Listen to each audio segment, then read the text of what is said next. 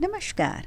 आज के हमारे इस वीडियो में हम आपके लिए शीतला माता के व्रत की एक पौराणिक कथा या कहानी लेकर आए हैं। चलिए स्टार्ट करते हैं। क्या है वह कहानी।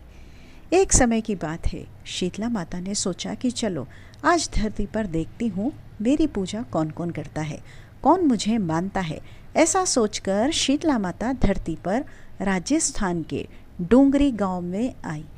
माता शीतला गांव की गलियों में घूम रही थी। तभी एक मकान के ऊपर से किसी ने चावल का उबलता हुआ पानी नीचे फेंका। वो पानी शीतला माता के ऊपर जाकर गिर गया, जिससे माता के शरीर पर फफोले पड़ गए।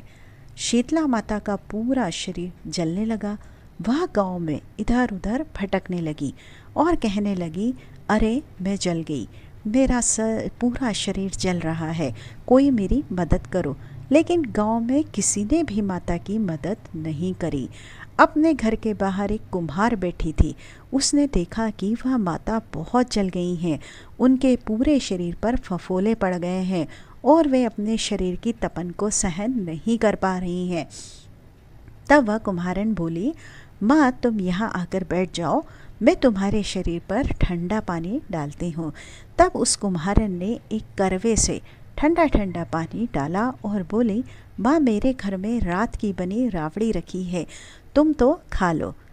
जब माँ ने वह ठंडी रावड़ी और दही खाया तो उनके शरीर को ठंडक मिली। तब वह बोली, बेटी मेरे सर से जुएं देख दे। तब कुम्हारिन ने माता के सर से जुएं निकालने लगी तो उसने देखा कि उनके सर के पीछे भी एक आँख है, जिसे देखकर कुम्हारन डर गई और वहाँ से भागने लगी। तब वहाँ माँ बोली, रुक बेटी, मैं भूत प्रेत नहीं हूँ, मैं तो शीतला देवी हूँ। तब माता ने अपना असली रूप धारण कर लिया। माता के दर्शन कर कुम्हारन रोने लगी। माता बोली, तू क्यों रो रही है? कुम्हारन हाथ जोड़कर माता से बोली, माता मेरे घर में चारों तरफ दरिद्रता है, मैं आपको कहाँ बैठाऊँ? मेरे घर में ना तो कोई चौकी है और ना ही कोई आसन है। शीतला माता प्रसन्न होकर उसके घर के बाहर खड़ी गधे पर बैठ गई और एक हाथ में झाड़ू और दूसरे हाथ में डलिया लेकर उसके घर के दरिद्रता को झाड़कर डलिए में भरकर फेंक दिया और बोली, बेटी मैं तेरी सच्ची भक्ति से प्रसन्न हूँ, अब तुझे जो भी चाहिए मुझसे मांग ले। तब कुम्हारन हाथ जोड़कर बोली, माता आप इस गांव में स्थिर होकर रहिए।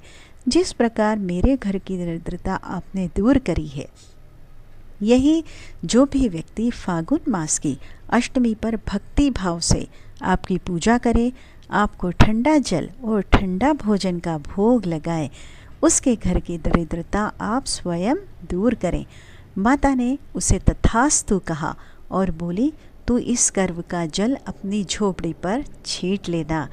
कल सारे नगर में आग लगेगी लेकिन तेरी झोपड़ी नहीं जलेगी।